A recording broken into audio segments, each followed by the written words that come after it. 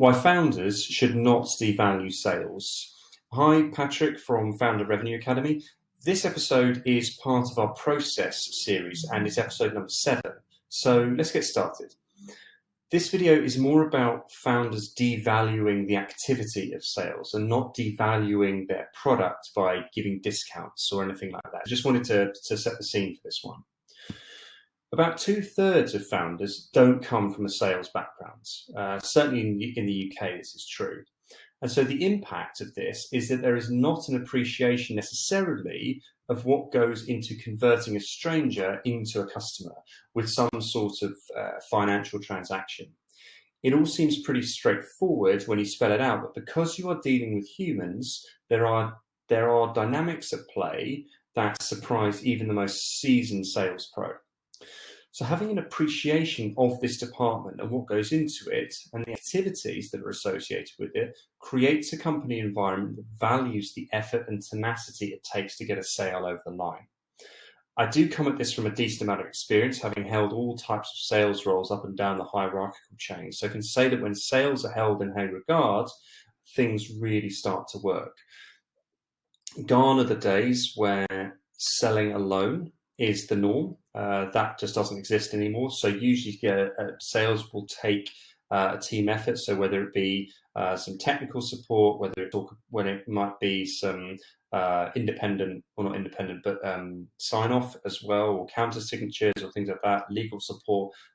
For the bigger deals, that there always going to be more than one person involved in the whole decision-making process.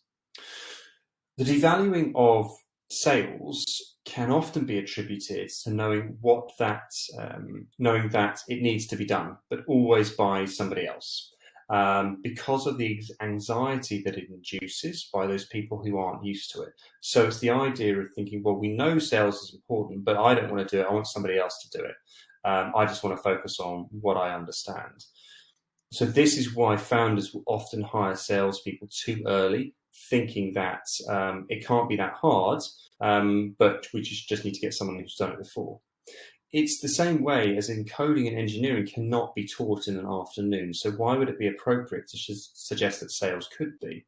My point being is that sometimes founders do have a misconception that sales is relatively straightforward, so therefore devalue it, because it sounds like it's relatively easy. You pick up the phone, you talk to someone, and they give you money, but it's significantly harder than that to execute. So therefore, and this forms a theme in many of these videos that we do, which is that as a founder, you must be involved in sales processes of your first 10 or so customers, because right there, you'll understand the trials and tribulations of sales and how challenging it can be. So I go into a lot more detail in our outbound prospecting module about how much effort it can take to get your first 10 customers by reverse engineering how many conversations you'll need to conduct in order to get there. Because you'll get a lot more no's and you'll get them yeses. So the deck is already stacked against you for that. And it's important just to kind of constantly plug through. And that's one of the key areas of difficulty with sales.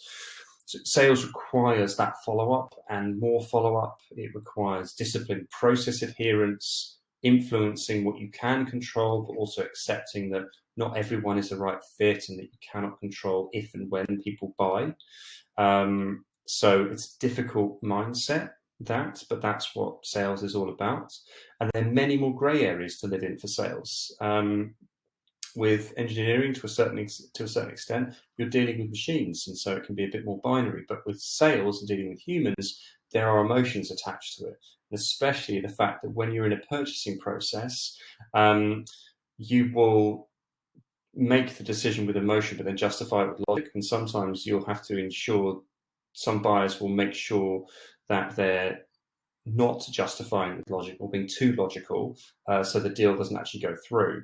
That's something you don't really get with computers. So the idea of being able to value sales as one of the key departments of the business is something that we do come across occasionally. Luckily, not that much, but it is something to be aware of, especially if you feel that you're looking to try and bring somebody else in too early.